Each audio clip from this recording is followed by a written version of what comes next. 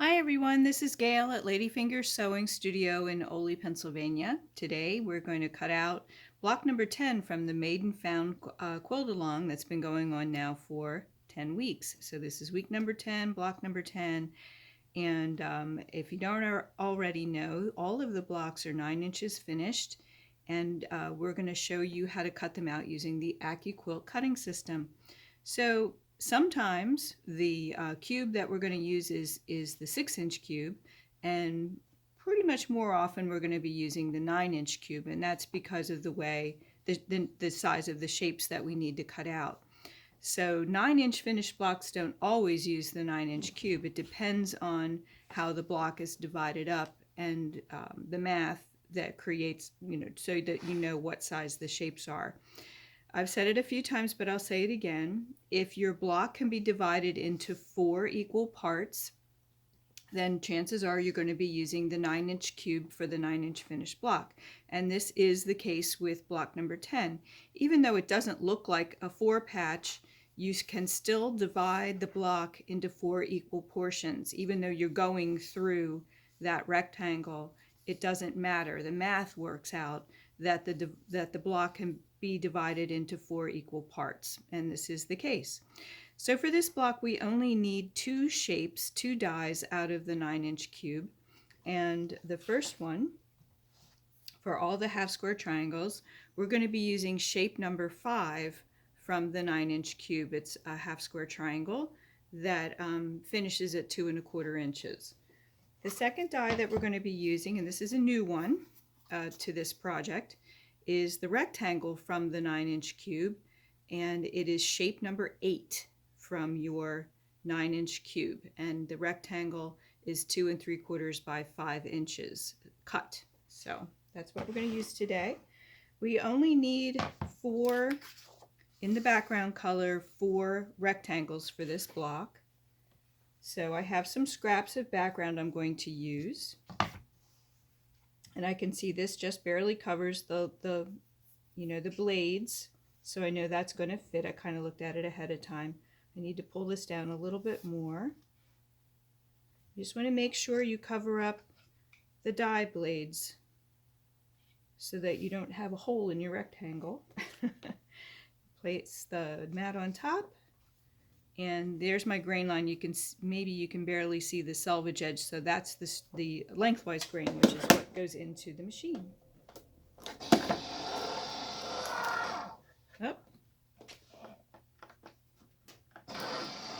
So my machine stopped, and there's a reason for that. There was something stuck in it, and that's okay. You just back it up, you push the button again, and it'll back up. I'm glad things like that happen when we're on camera, because it does happen at home very occasionally, not very often, but once in a blue moon. Don't panic. Simply turn the machine off and on again and hold the button a little bit, and that will make it go again. So there's my rectangles. I have 4 of them. And generally I'll trim off the excess as I go. I try to. And then use the smaller scraps to cut into smaller pieces and bag them up. And that saves us a lot of fabric. Next, I'm going to be cutting out the half square triangles. For this block, we're going to be needing 8 of the background color in the half square triangle. Since there's 2 on the board, we only need 4 layers to create the 8 triangles. So let's see what would be the best plan of attack here. I think we're just going to go this way. Fold it in half, so that gives me 4 layers. Make sure I'm past the blades. And remember, the grain line, when you're lining up your grain line, you want it to line up with the die shape, not the die board. The dies are offset, setting into the die board, so that the blades last a lot longer when they go into the machine at a slight angle. Okay, here we go. And this is going to go this way as well.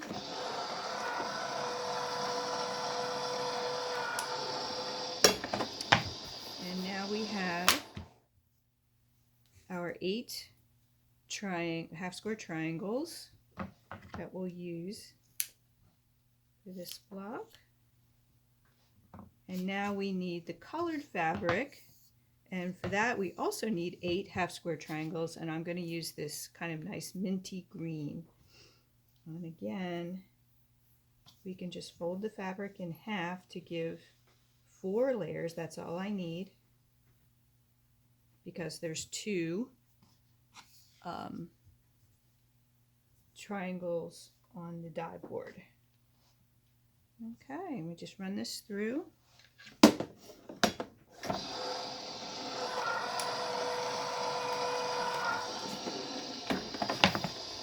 Remember to just give your mat a little rub. That helps with the static issue. I don't seem to have that problem here, but I just do it to demonstrate to you guys in case you have a drier environment, and that can often create more static.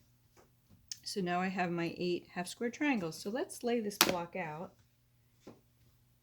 and see what we get here. So we have a rectangle. That's a new shape so far. We haven't had a rectangle in any of the blocks that I can think of so far. Okay. Then there's half square triangle units on each corner. And make sure you can see this. Maybe I need to move this over a little bit now that we're done cutting. And as I've said in previous videos, I generally do lay out the block unsewn. Oops, see, that's wrong. Just helps me keep track of what I'm doing, and the more that I lay things out, I get a visual sense of the block a little bit better, and I make fewer mistakes. And then the middle is a pinwheel. So this is a pretty easy block. It should go together pretty quickly for you. By now you've been doing lots and lots of half square triangles, and they should become easier and easier the more that you do them. Those of you who are new to quilting, this is a great practice for you, not only with Accuquilt cutting, but also with piecing. Okay, so that's how I'm going to put these together. It's a little messy, but I get the gist of the block. So we're going to create half square triangle units, sew all these together, and then we're going to sew the pinwheel together. Now you can sew the pinwheel half square triangle units, these 4, and then sew these together, and now you have a pinwheel which you're going to sew the rectangles to, and then sew this unit to this, and this, and then you have the 3 rows to sew together. Okay, so I hope you enjoy making this block. It's a lot of fun to do. I know some of you are making entire quilts out of one block, which is really fun. Or maybe think about combining 2 or 3 blocks to create a project on its own that's not a sampler quilt, but just a different layout and design idea. And be sure to share those ideas with pictures on our Facebook page, which is Ladyfingers Go Club, Accuquilt Go Club Facebook page, and also the Made and Found Facebook page as well.